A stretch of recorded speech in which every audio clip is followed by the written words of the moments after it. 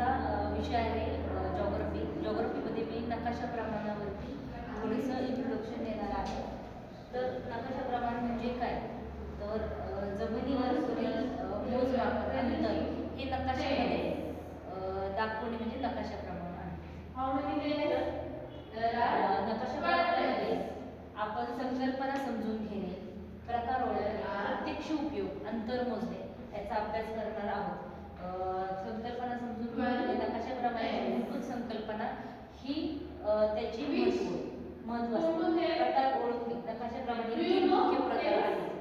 तर तसेच अंतर म्हणजे नकाशावरील अंतर अचूकपणे काढण्याचे तंत्र म्हणजे नकाशाप्रमाणे.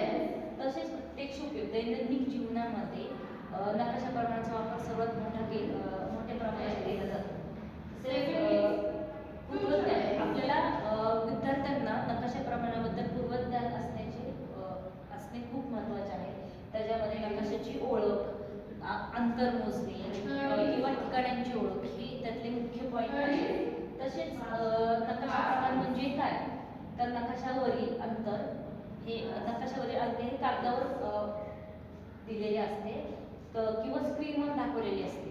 म्हणजे मुख्य अंतर हे नकाशावर ठेवणं आपल्याला पॉसिबल नसतं.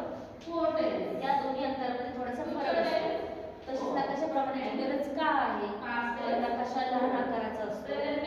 संपूर्ण पृथ्वी किंवा मोठे प्रदेश कागदावरती किंवा पुस्तकात मागावा म्हणून नकाशाचा वापर केलेला आहे. व प्रत्यक्ष अंतर दाखवणे अशक्य.